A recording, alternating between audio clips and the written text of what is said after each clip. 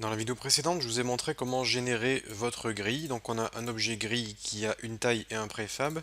Et lorsque je lance le jeu, ça me génère la grille telle que je l'ai définie avec différentes cases, comme vous pouvez le constater. Du coup, maintenant ce qui serait bien, c'est que les éléments de la grille soient cliquables. Ça, c'est déjà prévu. On a créé le script grid cell qui est la case en fait de la grille. Alors pour provoquer l'effet de hover, c'est facile, on a la fonction on mouse enter. Là on peut faire un get component renderer material.color est égal à par exemple color.green pour colorer en vert. Et on va copier ça, on va faire un on mouse exit. Et là je vais faire un component renderer material color.white. Et c'est terminé. CTRL S. En retournant Unity, on attend que ça charge, on lance le jeu, et là, au survol de ma souris, j'ai bien la grille qui a ce petit effet de hover. Donc maintenant, on est capable de détecter lorsqu'on est au-dessus de la grille. Bon, si je regarde la formation Godot City Builder, je vois qu'une fois que j'ai créé cette grille, je modélise les bâtiments, et ce que je vais faire, c'est instancier un bâtiment sur la grille au clic de l'utilisateur. Donc ce que je vous propose, c'est qu'on essaye de provoquer cela dans Unity. Alors déjà, ce que je vais avoir besoin, c'est d'un nouveau script que je vais appeler par exemple Game Manager. Je vais créer un objet. Alors par exemple, je vais le mettre sur ma grille. Ça pourrait être pas mal d'utiliser la grille. Je conserve la grille, je lui mets le script Game Manager et je double-clique le Game Manager. Là-dessus, on va faire une variable public GameObject Building. GameObject. Public GameObject Building.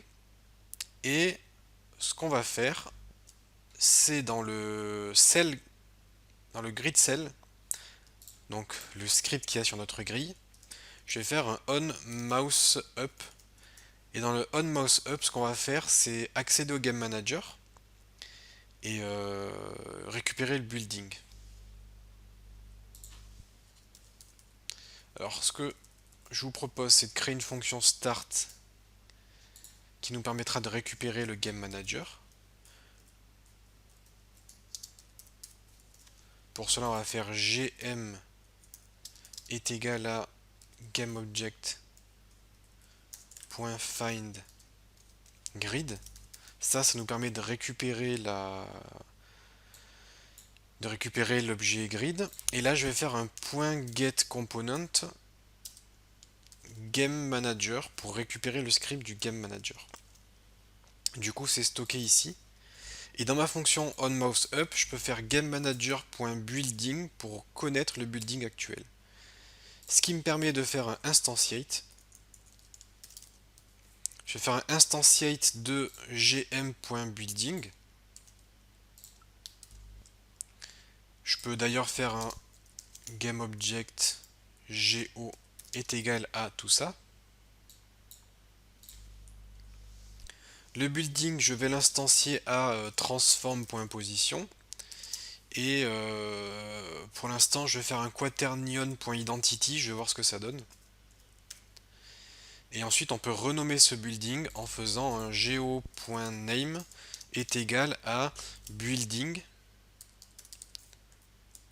bas par exemple, plus GameObject.name. Ce qui me créera une chaîne de caractères du type building 1-1 ou 1-8, ou peu importe. CTRL S, on va déjà tester ça.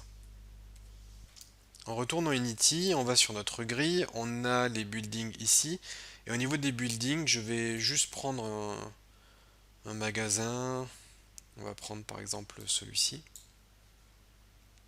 je lance le jeu, je clique, et ça nous instancie bien nos buildings, et nos buildings ont un nom correct. building 3.3, building 7.4, building 3.1, etc., etc. Bon, alors je me rends compte que les buildings ne sont pas à la bonne taille. Donc je vais juste utiliser le building à la bonne taille et voir ce que ça donne. Donc là c'est déjà mieux, on a le building qui est de la bonne taille. En revanche la rotation n'est pas bonne. Donc ce que je vais faire c'est remplacer le quaternion.identity par quaternion.euler moins 90 sur l'axe X pour faire une rotation de 90 degrés sur l'axe X.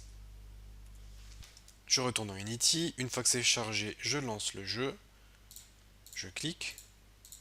Et là, j'ai bien mes buildings qui sont instanciés à la position du clic. Donc voilà pour l'instanciation de bâtiments sur votre grille.